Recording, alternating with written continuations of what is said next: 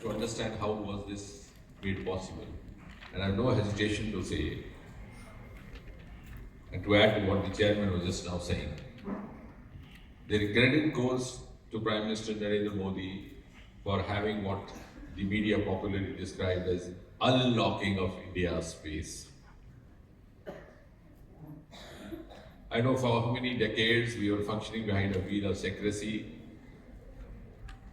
for reasons better known to the dispensations then. We never had a dearth of talent, we never had a dearth of potential. You can see those archive pictures of Vikram Sarabhai carrying some of the equipments on the carriage of his bicycle. So that was the kind of commitment, the kind of dedication.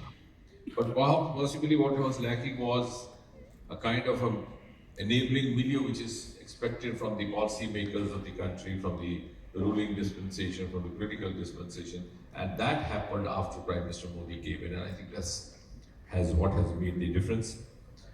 And when you put it across to him that we had to move forward from where we were,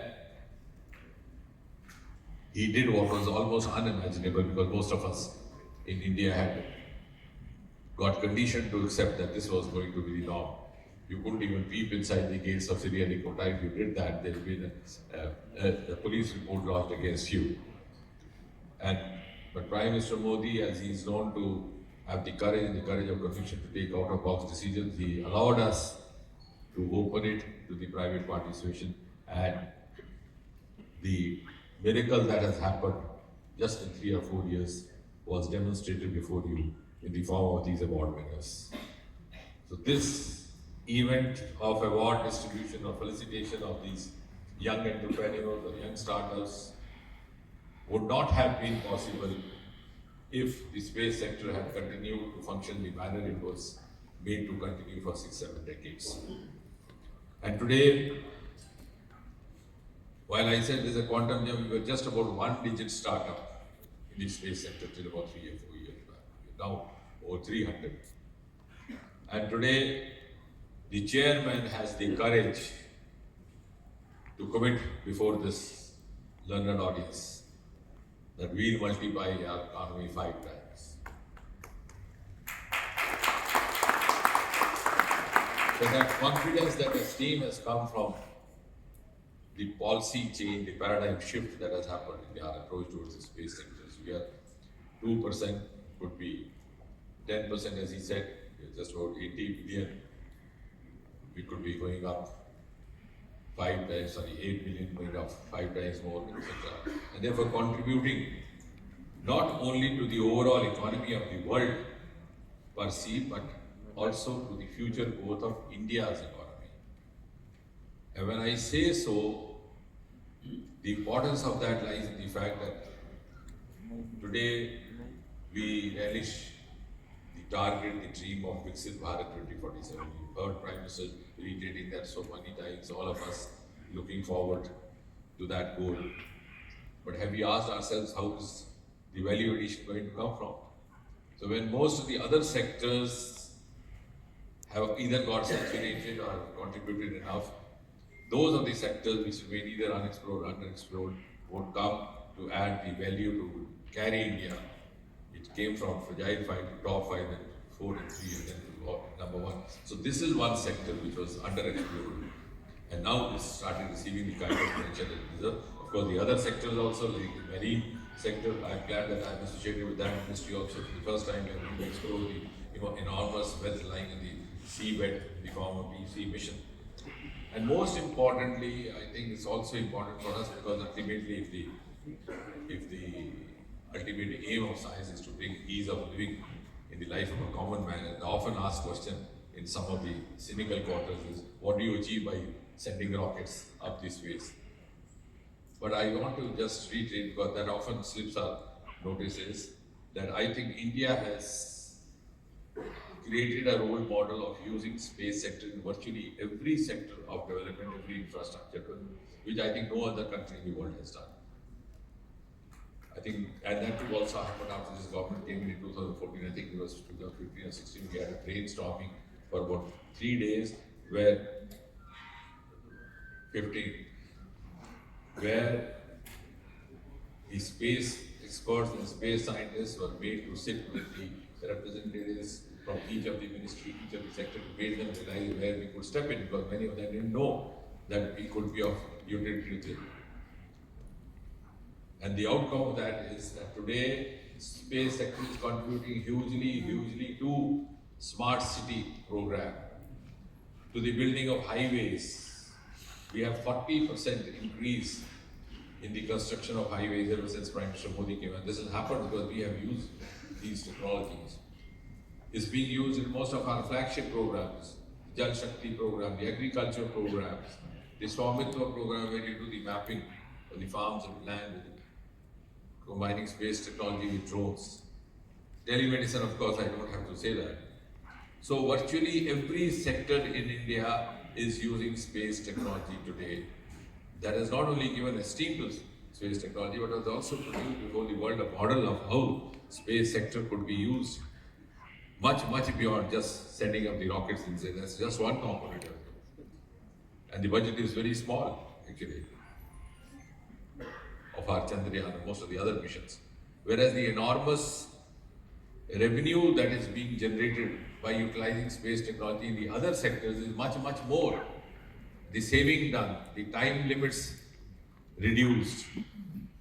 So if you are spending a amount in launching a rocket, you are saving twice that by using space technology, or thrice that, or manyfold that by using it optimally in the other sectors. And therefore, I think the credit also goes to some of the brilliant brains sitting over here. The space sector, the liberal collaboration, the private sector and the public sector is in fact a success story for India, which could be emulated. I'm glad, as being said by Mr. Jayant, could be emulated by other sectors as well. Because the era of working in silos is over, so we need to move forward, we have to move in integrated fashion. And the manner they have done it meticulously, I think is a case study. They decided to open the gates of Sriharikota, then they set up an interface called InSpace, then they set up PSU called New Space India Limited, then they engaged a group of persons who already had the experience both of the industry as well as the scientific technology and scientific entrepreneurship. Then they collaborated between the two sectors. There was a mechanism in place to negotiate the ideal collaborations and also to partner with the NSIUL wherever required. And I think this is a model which could actually be replicated by the other sectors as well. And in fact, that is precisely what I've been telling even the partner biotechnology, because that's another sector coming up very hugely, the bioeconomic sector. In fact, they have also set up a similar kind of a model. If I am a BIRAC, so I said you could actually emulate more closely what is being practiced by the space sector. And then of course the FDI approvals. And therefore, today, the other contribution in the space sector in the recent years is that it has brought India as a frontline nation as far as our scientific achievements are concerned, our innovations are concerned. Because of these space achievements, we are being taken seriously even in other sectors. When we come out with the DNA vaccine for COVID, our trustworthiness is much more than it would have been a few years earlier, because we've already proved our credibility through our space achievements. And that also brings us to a position where, in a single sentence I would say, till a few years back, India waited to be led. Today India is ready to lead. As most of us work with evidence, because we belong to the scientific fraternity, you would bear me out. Earlier on, the technologies would arrive here 1 decade, 1.5 decades later. We would wait for the others to experiment. And once they proved success, then we started talking. By that time, they would go to the next generation. So we were always following. It's like you wait to cross a bridge because you know the bridge is fragile. And after you see a couple of vehicles having crossed, then you gather courage to cross it by the time they move to the next milestone. Television, for example, happened in America in 1950s. We got it in 1970, that to a weekly Chitrahar or something like that. But it was ridiculous because they were having potential debates way back 1950s, like you have these days as you have. We didn't know what's out there. Today is no longer so, and I'm glad we are among the 5-6 in quantum technology. We are, as far as space sector is concerned, which we are discussing in this room, we are now in a position to offer cues. What Mr. Somanathan is getting from Chandrayaan 3 is being awaited by the rest of the world, even the agencies like NASA. And therefore, and more importantly, that has generated avenue of employment, startup. Earlier on, we used to produce very good talent from your preventive institution. Most of them had to go to NASA. Today, they have found avenues over here. So you have actually contributed hugely, not only to the space sector, but to a national cause as such. You have checked that brain drain, and now you are also prompting the reverse train. Many of them want to come back. And of course, the human space mission, which is going to happen, is being looked forward to by the whole world. The Bharatiya Antariksh Station, I think 2035, and then 2040, they say we would land on the surface of Moon, and the ambassador is there. He's already come out with the suggestion and offer of having space tourism as well. So the Delhi market is so hot. I hope if it is heard very keenly, they'll start bothering the chairman, asking for bookings in advance, because 2040 is not far off. But that is the kind of prospect that has happened because now the world has started believing that, look here, India has the capacity to do it, and I think the credit for this goes to entirely to the gentleman here. And of course, all these startups that we were talking about, was going through the some of these documents here. I think now what we look forward to is, when we talk of Vision 2047, the roadmap ahead would be how best to use the commercial opportunities offered by the space sector. How we have now come out with a successful genre of space startups who are actually inspiring the startups in the other sectors also. But how, I think some of them are also proving the methodology, the successful methodology of being sustainable startups. Like this Skyroot having now graduated to the next level. They started a factory producing rockets. So I think that industry linkage from the beginning and the continuous movement from one level to the other is essential to sustain a startup, because otherwise they'll start and then start back.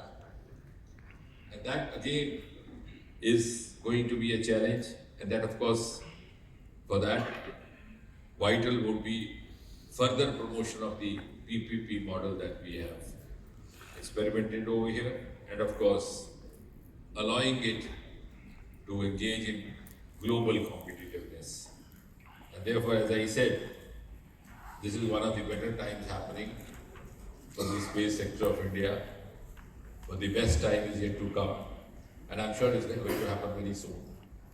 And I'm also sure that in 2047, when India reaches that pedestal, space sector would also be counted among the contributors to having made India reach that destination. So once again, congratulations to all the employees. Congratulations to the Indian Space Association for having created this platform. And before I conclude, I think there's also, because I'm sitting beside the ambassador here, an announcement which will help our friends from media, because otherwise they would go insatiated or unsatiated. Pallav is having a loud laugh. I just want to announce that India is going to launch European Space Agency satellite next month.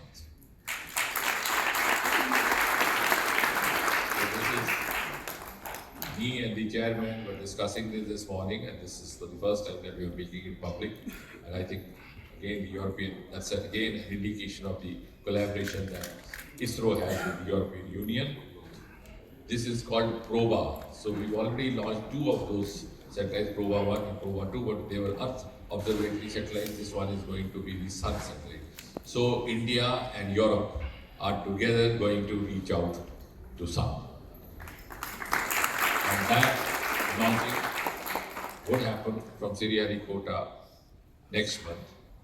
And I'm glad that our collaboration, which we are looking forward, is now also getting extended in larger scale. And I hope we continue to grow this way. Congratulations, Ambassador. And we look forward to a greater collaboration in the times to come. Thank you very much.